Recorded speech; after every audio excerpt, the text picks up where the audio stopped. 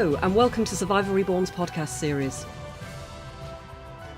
I'm your host, Jenni Milward, and today I'm joined by Chris, Matt and Laurie from the Survivor Reborn team. Say hi, guys. Hi. Hello. Today we're going to be discussing the Shadow of the Tomb Raider demo that was showcased at a special Square Enix press event in London's Welsh Chapel at the end of April. Most of our team were fortunate enough to attend, as you might have seen in their live stream video. If you haven't actually had a chance to look at that, then check it out on the Survivor Reborn channel. All the links are in the description. So guys, let's talk about the demo. First impressions are always so important, so what were yours?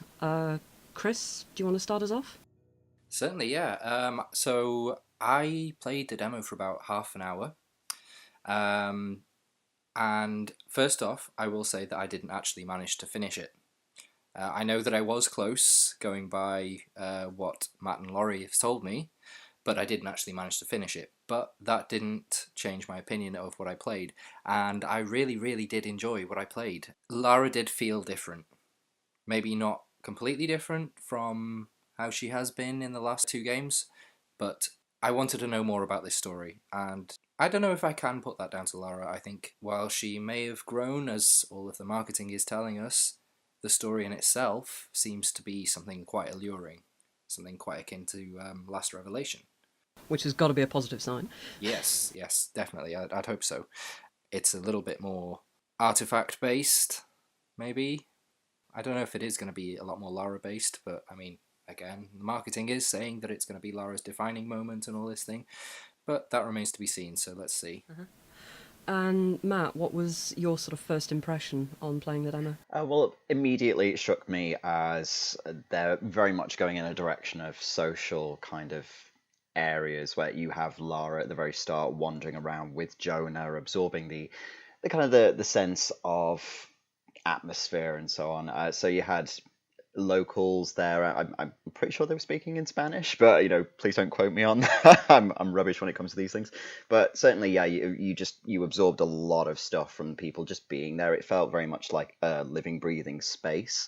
Now, I don't really play Tomb Raider for this kind of social aspect, but it did, when later on when something happens in the demo, it did give it a whole kind of sense of depth that would have been lacking without it, I think.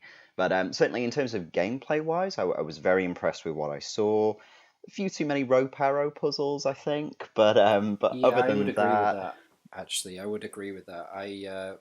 This last week or so, I've been replaying Rise, and it does just seem that anytime there was like an optional tomb, or even a lot of the actual main gameplay, it was so utterly focused on using the rope from the rope bow, and there was a little bit of that as well in the Shadow demo, and I do hope they stray away from that when they can. Yeah, I mean, that was the big takeaway from me. The puzzles were nice. They were physics-based like normal. There was a cutscene towards the end where Lara was actually in a cutscene, like I say, solving a constellation-style puzzle, and I love that kind of stuff, and I wish that had have actually been something that we were able to play out and have to try and solve, as opposed to all of these physics-based things. I mean, the physics-based puzzles are great, the physics work, but it's nice to just have a little bit of diversity and put something a little bit different in the game. So Yeah, I hope. was surprised that was in a cutscene as well. Yeah.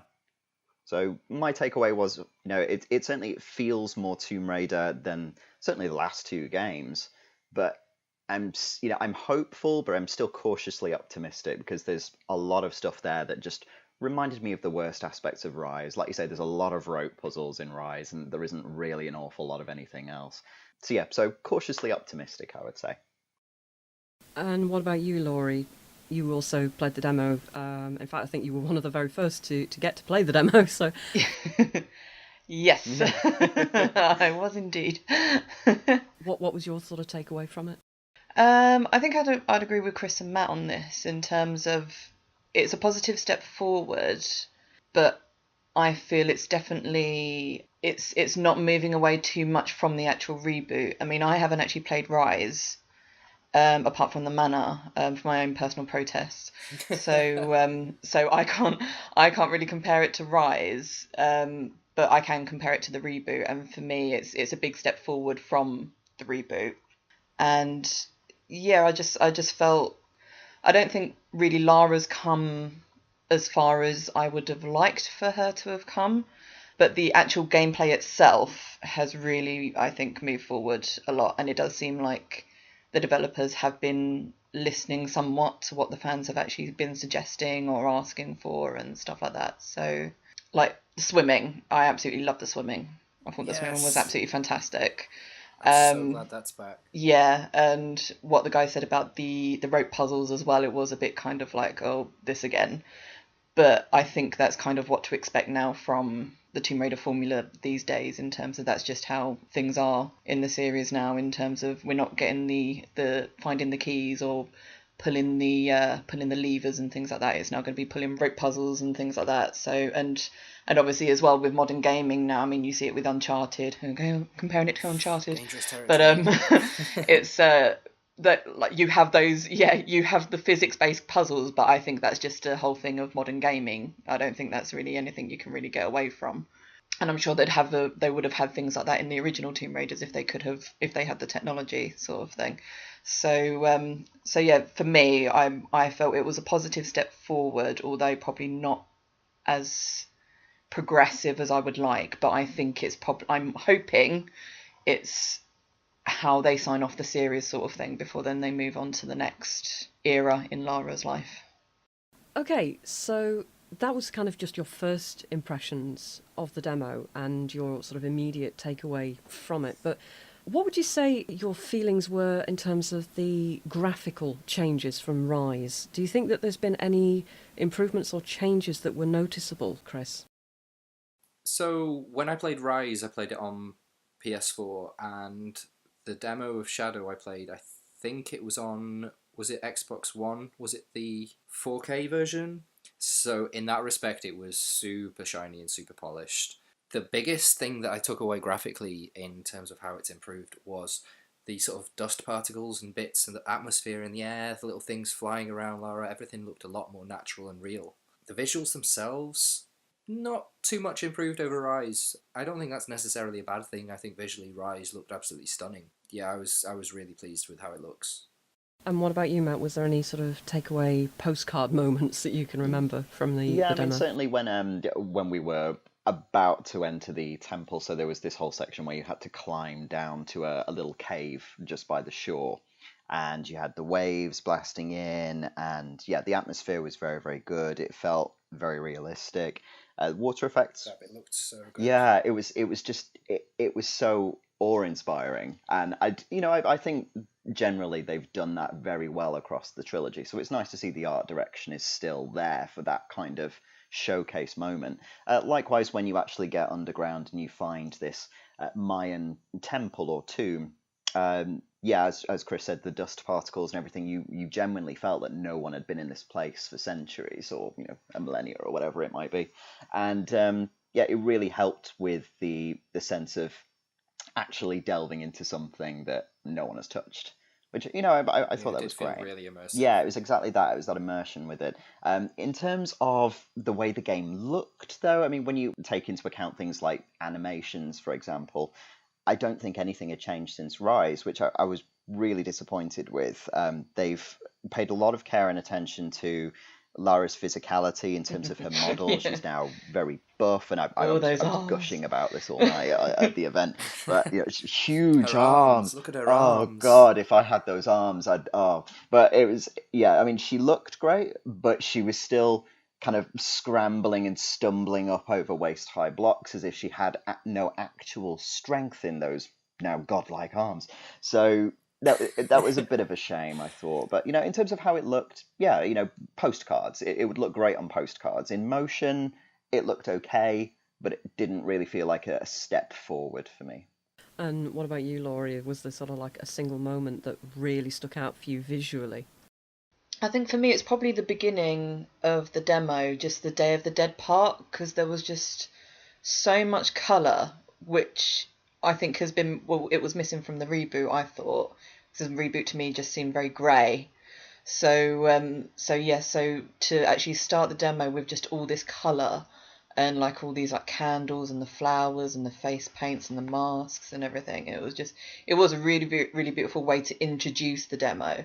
And like Matt has said as well, like the detail they've got on Lara now in terms, not just with her arms, but I noticed like she's got a few scars on her face, I think. Yeah. And things like that. So they've added like a lot more character to her. Like she's actually been through the wars sort of thing. Like she actually has those marks, that character now, to show that she has been places. But in terms of like graphically, like the others have said, there didn't really seem a massive step up to me. I think it was probably just like little things, like again with the water and yeah, just Lara herself and the fact there's more colour in it. I'm interested to see how they do the jungle, because obviously we got to see a little bit of the jungle in the demo when we got to do a little bit of combat, and you get to see sort of that sort of environment. So it'd be interesting to see, because a lot of people were saying, oh god, if it's based in Mexico again, is it going to be the same as Underworld, where it's just like no colour or any sort of environment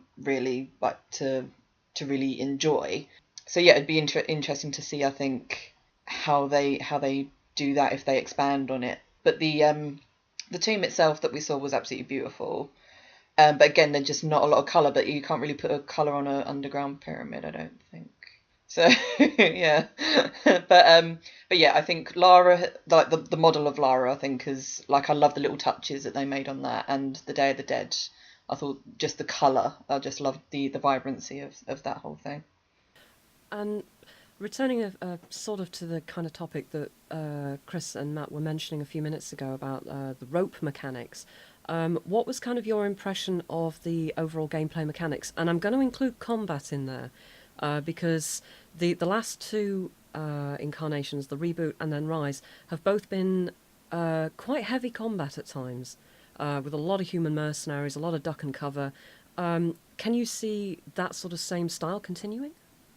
I will go straight for this and just say I didn't actually get to the bit with the proper combat. Ooh, I can talk about it then. You can talk about that. Yeah, we can talk about it. But I will term it in terms of the gameplay otherwise, especially the sort of exploration and traversal. That entire sort of cliffside section was really good, and I'm gonna say the forbidden U word, because yes, it really did remind me of Uncharted, in particular Uncharted 4. There's an entire huge cliff section. I think it's in like Scotland in that game, and this one, it was a sort of very sort of similar sort of stormy color palette, and it was really immersive. It looked really cool, and Lara has her new rope gameplay mechanics. You can rappel down walls properly. You can sort of slide down ropes and then use them to rope swing. You can do wall runs. Of course, you can't just do them as and when you like, wherever you like Uncharted, like in Rise. There are specific points that you have to attach a rope to, and then you can do these things. But it feels fun to do, and I really enjoyed that. I was going to say, Matt, wasn't there one point where you kept dying because you could yeah, there were a few points in there, but I put it down to the fact that it was on an Xbox controller, and I'm not used to an Xbox controller. Oh, of course. It was great. It kept coming up saying press X, and I was pressing X. I was just pressing PlayStation X rather than Xbox X. It was really annoying. PlayStation X. Yeah. But yeah, I mean, yeah, the struggle is real. I really don't like those pads. I don't know why, but there you go. But exactly like Chris said, the rope mechanics, they were really good. What I'd also like to say as well, I was a bit surprised a little bit later on in the demo where the forbidden white paint disappeared for a bit, and I think I've been really I think I've become conditioned a little bit to look out for it. So I actually got to a point where I didn't know where to go, and I was a bit afraid to just throw Lara around and see if she would grab something, because of course she can't grab everything. And so I was quite pleasantly surprised by that. So platform mechanics, yeah, they do seem to have come on a little bit. I'm assuming this demo was from an early part of the game, and maybe that does mean that they're going to phase out those signposts as you get through the various levels, and I think that would be a great thing. As Nico Base has already proven, you don't need that kind of signposting. You know, people will find their way. As Jen mentioned about the combat, though, just to get onto that, I had real issues with the combat in Rise, and I know from having a cursory look that a lot of people complained about lag with the aiming, and there were a few patches and things to actually sort that out, but I still had issues with it. I mentioned in my review of Rise that I actually found myself attacking people with the axes more than anything because I found the gunplay far too unreliable. I actually had the same issue with the Shadow demo. I found it incredibly difficult to aim at people and ended up trying to attack them with my axes, but I actually died a lot in the combat because the enemies seemed a lot more intelligent. They were flanking me now, and I couldn't stun lock them like I could in Rise, which was really annoying because the gunplay just felt really shoddy, to be quite honest. There were some really great elements though with stealth, like the mud effects are definitely, they've come on a long way since Underworld, but there were sections where you were sliding through vines on walls and hiding in the wall effectively to then grab someone to stealth kill them. So yeah, there are elements to the combat that I think would be really, really great to see later in the game. There was also in the gameplay demo that they showed us at the end, they actually showed Lara hanging people, effectively shooting people with rope arrows from branches and then dangling to hang them. They've thought about the combat mechanics and put stuff like that in, effectively making you feel more like Batman, I think. But I liked the idea of that, but the gunplay really was a big turn off for me. I was really not impressed with that, I have to say. Yeah, I think when I came across the combat section, I just did the whole like, oh god, here we go. How long is this going to take me? But I was pleasantly surprised that it weren't too. It was sort of like small pockets. I think was there like two set pieces. They were quite I think, small. Matt, that were combat based. So it was quite small, and they didn't last for very long. So I was quite relieved in at that sense, in terms of it seemed more to be about the puzzle and progressing Lara through the story than actually the combat. And like I said, because I haven't played Rise, but I know that one of the main complaints about Rise was the amount of combat there was. Yes. So, and that was kind of the thought I went into when I was playing Shadow. I was thinking, oh god, this isn't going to be another Rise where it's just all based on the combat. And I have to say I was quite pleasantly surprised about that. But with the second section with the combat, I did actually die quite a few times, as Matt said. It was because they start flanking you, and it's just you're concentrating on the people in front of you. You're not realising there's a sniper behind you. And then all of a sudden, like you feel you're making progress, and all of a sudden you get a shot in the face. Yeah. So and you're like, where did that come from? So so I'm hoping that there might be like a few sort of like they just need to iron out the creases, so to speak, in terms of making the combat a lot more manageable. But I liked the size of the actual combat sections. So if they could keep them to that sort of length in terms of just killing a few enemies here and there, not just having like a full wall of enemies that you have to just mow down to get to the next section, then I would be quite hopeful with Rise. I do hope that they at some point improve Lara's scrambling ability, because it's still useless as well. You press circle and she kind of crawls somewhere, still taking fire. Press it again, she rolls and it's ineffectual. I do hope that I really don't like this whole skill tree. I don't think every game needs an upgradable hero, but if that is in there, agreed. I do hope that they've put in an ability for Lara to actually roll successfully and avoid taking damage, because it's still not there at the moment. I will say something as well, like as you were just saying about the white paint and the white sort of ledges when you're sort of climbing and scrambling up things as well. Something that I only really noticed this time playing Rise is that 95% of the time those white ledges are accompanied by a big white splash of paint underneath the ledge.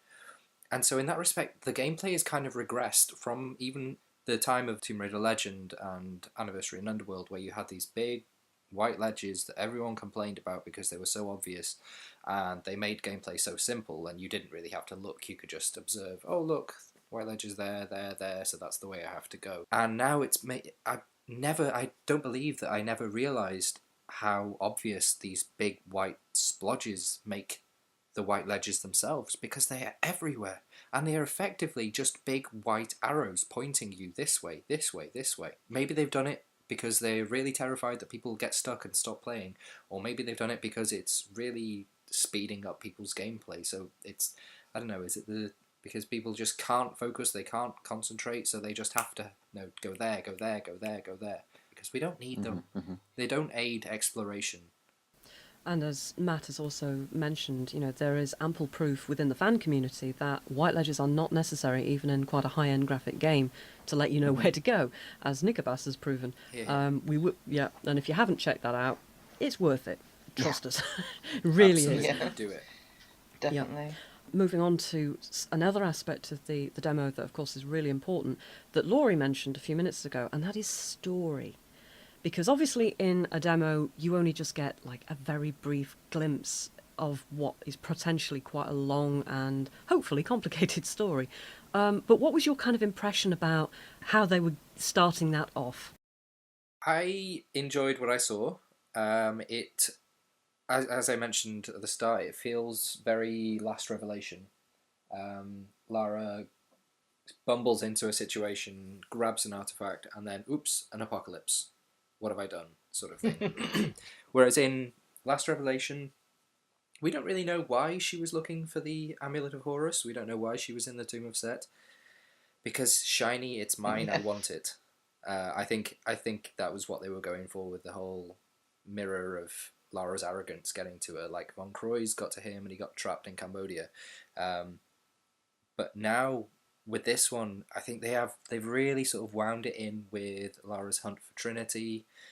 I believe it was the game's director who said that she's hunting Trinity as revenge for what they did to her dad. So again, there's that parental aspect, hooray. But she goes to this pyramid, she reads this huge mural on a wall, she unlocks a puzzle, she sees this artifact, and there's this little moment where she hears Trinity coming and she sees the artifact, and she's sort of got this momentary, what do I do? And then she grabs it and takes it. There was something that we didn't necessarily get in Last Revelation, and that was this, do I take it, don't I take it? In this, it kind of felt like, I've kind of got to take it. So she takes it, and then she has to deal with that. Then the other two, you guys managed to see the end of the demo in which more stuff is explained. So over to you. Well, I mean, as Chris mentioned, Lara finds this artifact. There's a real dilemma there, and there's a moment of, I don't know if this is the right thing to do, but I know that Trinity can't get this artifact, so I have to take it to stop them. When she bumps into the antagonist of the piece, who she was trailing earlier in the demo, who actually comes across really likable, I thought. There were little moments where we saw him interacting with some of the villagers and stuff, and a little boy bumps into him at one point, and he's actually kind. He's like, don't worry about it, it's all fine. And so it seems like they're trying to paint a sympathetic villain here, and I don't know if that's then going to tie in with this whole darker edge to Lara. Maybe we're at some point going to doubt whether or not Lara is doing the right thing for everybody. I don't know, but hopefully we get something kind of complicated like that. I will say, I did mention this in my thoughts piece of that article as well, that I did feel like they were making Lara out to be a bit too amateur, and I do hope that they button that down a little bit later on in the main game. She takes this artifact not knowing what's going to happen. She's then confronted by the villain of the piece, who believes that she will have already picked up a separate artifact, that apparently you need to combine the two to remake the world or something. And Lara is clearly out of her depth, has no idea what he's talking about, and replies with a simple, it's in a safe place. At which point he calls her bluff, and he's like, you have no idea what you're doing, do you? You have no idea what this thing is, and now you've set an apocalypse on us.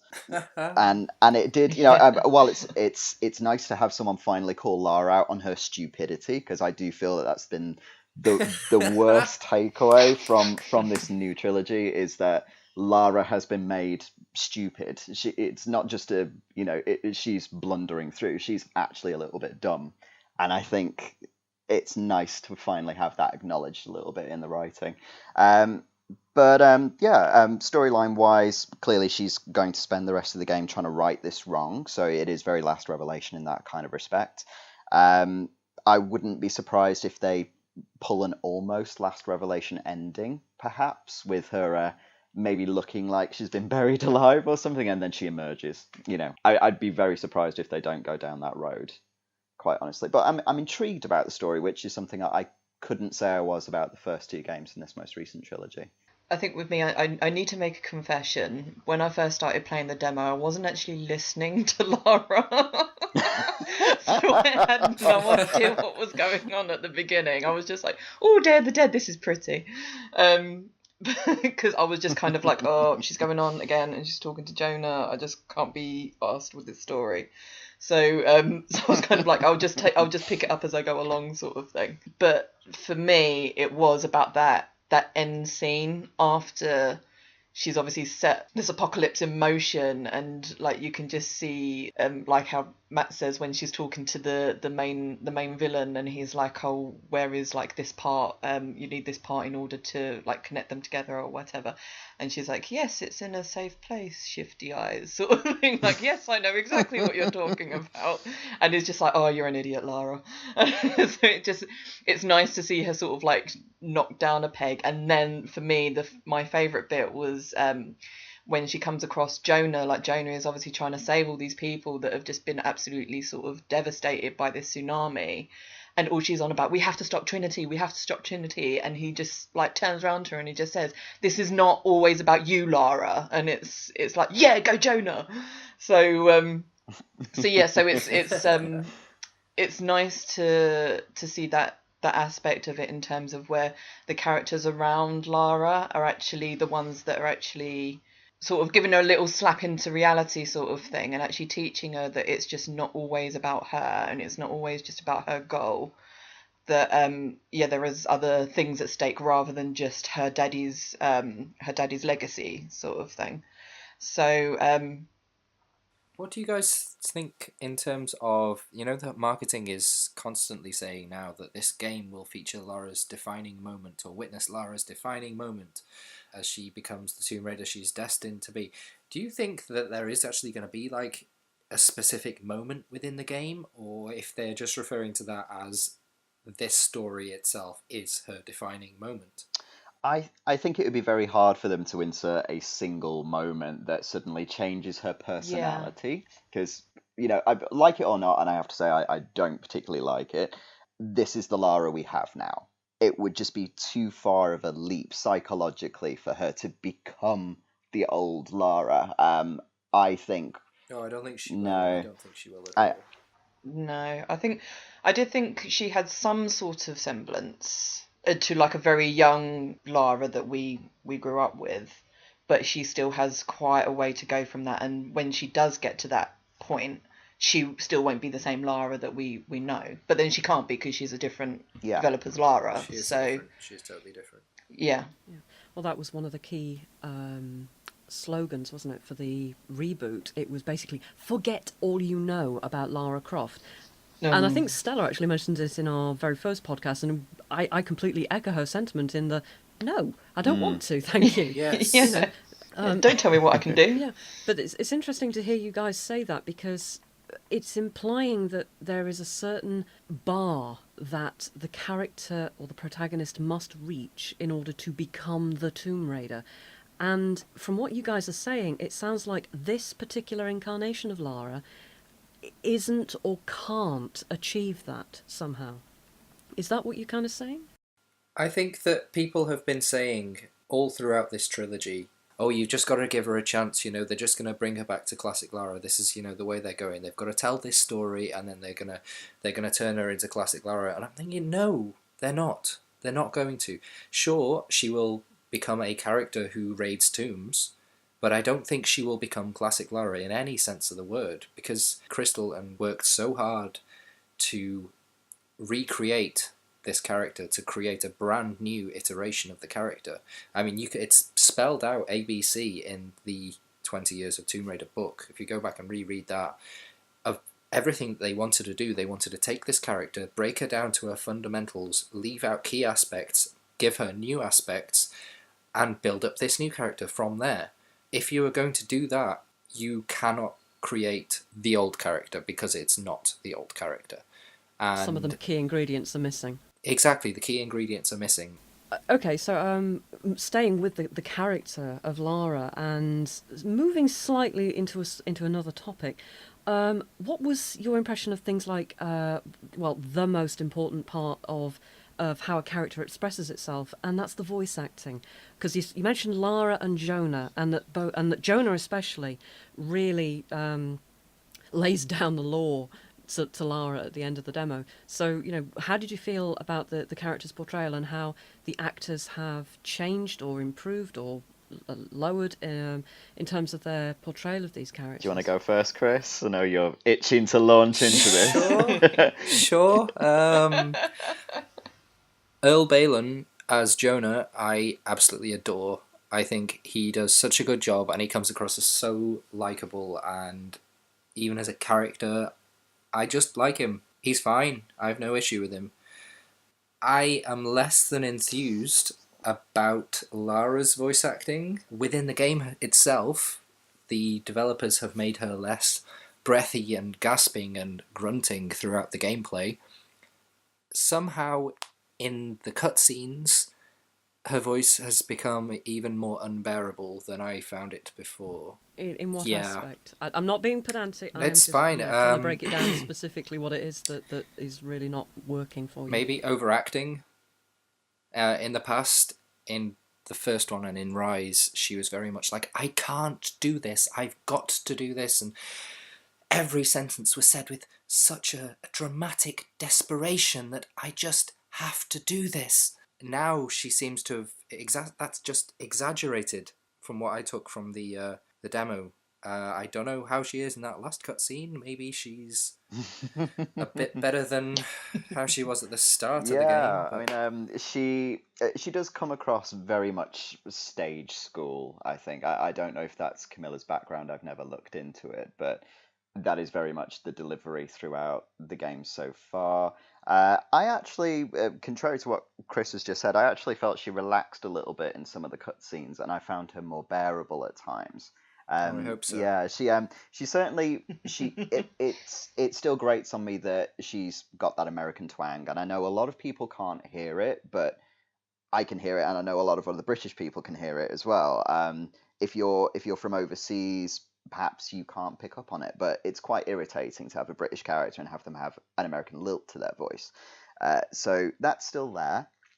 In the final cutscene, when Jonah really lays into her, she's pretty much the same as normal, to be honest. I didn't think it was very overacty, because given what had just happened, this massive natural disaster and all of these people dead, that would be quite fitting. Yeah, it was on point for a change, as opposed to that random old guy that we met in a cutscene for 5 minutes has just fallen to his death, and I'm very upset. But the gamer has no kind of connection to him, so can't really feel it.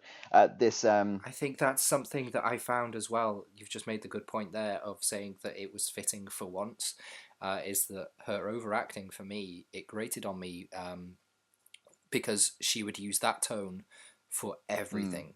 It would be like a 5th century Chinese dynasty teacup, and then it would be like an enormous underground ancient monastery, and it's like, there's two massively different objects. Yeah, learn a bit of show a bit of range, you know. Yeah. I mean, there was one bit in the demo that I think really showed to me in terms of her I don't mean to be mean, but lack of depth in her acting range. When it was just by the end of the demo, when she's climbing up the wall. Matt, you probably remember this.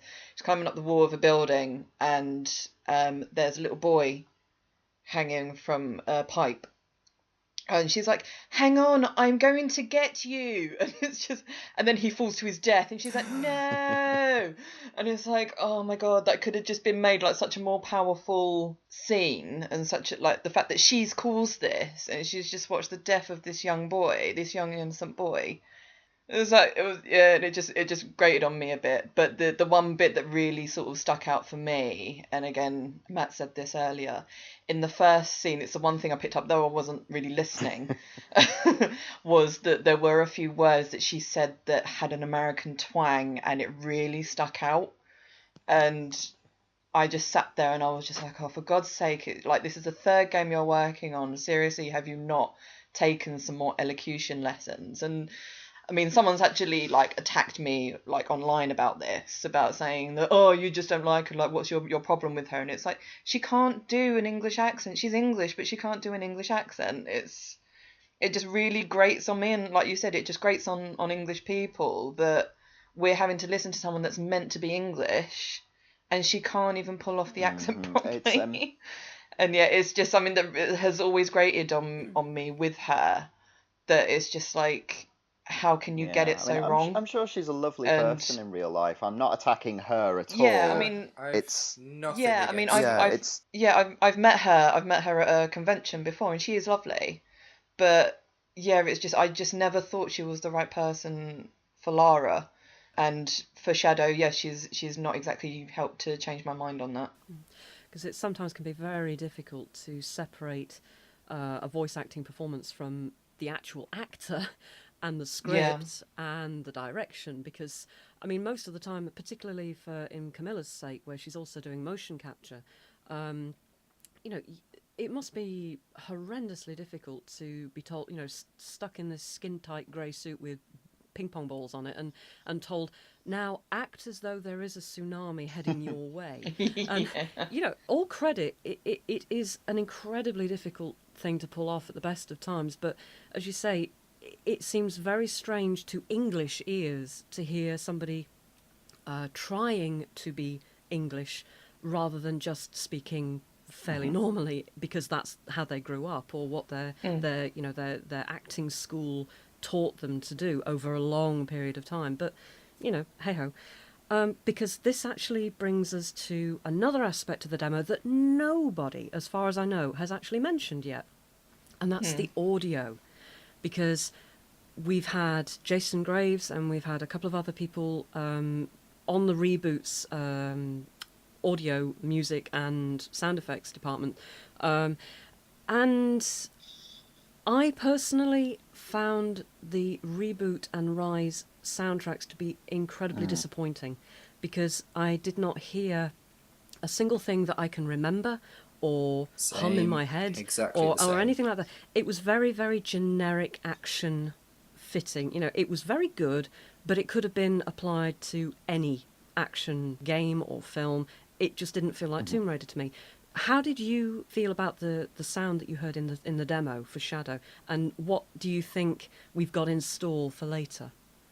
I hope that later in the game, we get something really good and exciting and memorable, and something that will actually stick with me. But quite honestly, I don't remember a single thing about audio from the demo. I don't either, to be honest. Thing.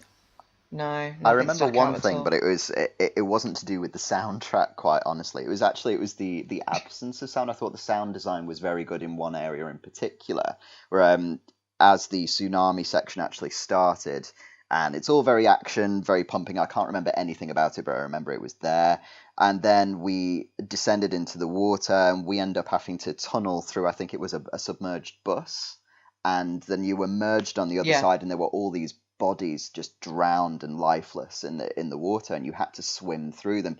And at the point where you chipped through into this area and suddenly were presented with this, the sound just completely dropped away. It just let the scene speak for itself, rather than bashing you over the head with score or any kind of ambient music. And I found that very, very effective. But I don't actually remember anything of the soundtrack itself, I'm afraid. There was a lack of music. I noticed there was a lack of music after that cliff section. You get into the first sort of ancient tomb-y environment before the pyramid, maybe before the swimming, and it was a fairly small rectangular-ish room with some water in the middle and a few skeletons littered around the room. And I seem to remember walking around that and making a note that it did have good atmosphere. It was helped along by the fact that I don't think there was any music. Wasn't there a guitar player at the very beginning? The Day of the Dead thing. Yeah. There was like when you went to walk around and be sociable with all the people at the Day of the Dead celebration, there was a little guy playing guitar. And that's the one bit of music I can remember. Yeah, I mean, hopefully, I mean, I wasn't unimpressed with the music that was on the website with the Mayan puzzle. I thought that was okay. So Yeah, I like yeah, that. so if that's an example of what we're going to get in the game, then great. But yeah, the demo itself, it seemed to be. Yeah, I mean, the sound design was okay, but like I say, it was the absence of the sound that I thought was particularly effective. Okay, so we've sort of heard really all the sort of aspects of the demo itself. I unfortunately couldn't make the demo event, and neither could AJ, being in the States and busy as heck like me. But you guys went along in official capacity as part of the official fansite program. So just to sort of round off this podcast, what were kind of your feelings about how Square Enix put on this press event? What's your sort of takeaway memory of it? I loved it. I mean, the environment and the building that they chose was they'd kitted it out like a rainforest, and you couldn't recognize it from the inside. It looked so cool. The lighting, like with the smoke as well, so it sort of shone light through the smoke, which made beams that came through the leaves of these plants that were everywhere. It looked great, and there was so much. It was fun because you could actually explore the building, and it wasn't just like it was on one floor.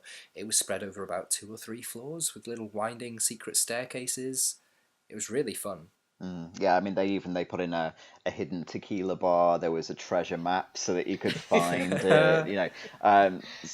The highlight for Matt. But they really did put on a show. You could tell they'd put in a lot of care and attention, a lot of money into this to really wow everybody. It wasn't just about the demo, it was about the entire experience there. So yeah, it was just, I mean, it was my first ever press event for one of these things. I don't know if this is the standard, but certainly I felt they treated us like we were royalty, quite honestly. Even the people that worked at Square Enix who were there, they were being very chatty, just trying to make everyone feel very, very welcome. And it had a very, very positive atmosphere. It was lovely. Yeah, I just loved like the first impression you got when you walked in, because as soon as you walked in, you just had this display in front of you. It was just all candles and the skulls and everything, obviously showing that the hint of the Day of the Dead and the Mexico theme. And then you just turn this corner and you're just hit by this absolutely massive room that's just, like they said, decked out to look like a jungle or a rainforest sort of thing. And it was just absolutely beautifully done. And then you had the demos on the balconies at the top, so they were kind of hidden, obviously, so people couldn't get any unwanted pictures or video of it or anything. And yeah, it was a fantastic event that was put on. Obviously, there was the secret tequila bar, which obviously I wouldn't be able to drink anyway. But and even if I could get down on all fours to get into the tequila bar. But yeah, it was. I think they just put on such a fantastic night, and like there was no sort of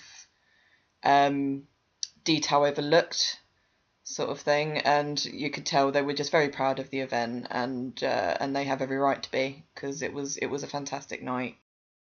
Oh, it's a huge thank you to Square Enix for putting this on. I mean, was it Ian Dixon? Ian Dixon and his team, Dixon, Liz yeah. and Melissa Yeah. were involved as well. Yeah. Sounds like they did a fantastic job. I really wish I could have seen it, guys, but you're kind of painting a lovely picture of how it felt to be there amongst all these displays. And yeah, I hope that we can continue putting these things on and attending them, because it sounds just terrific. Definitely, they've set the bar, I think, for this one. Literally, yeah. Yes. And it's Free bar. and it's stocked with tequila. Okay, well, thank you ever so much for talking about this demo and the event, of course, guys, because those of us who weren't able to make it, really wanted to know what it felt like to go there, and to hear a little bit more about your in-depth impressions of all these different aspects. So fingers crossed that when the game comes out on the 14th of September, then it meets all our expectations. Yeah, keeping those fingers crossed. Remember, if you've enjoyed this podcast, don't forget to hit like and subscribe to our YouTube channel. Make sure you hit the bell icon so you never miss a new episode. Also, check out our social media feeds. All the links are in the description. Happy raiding.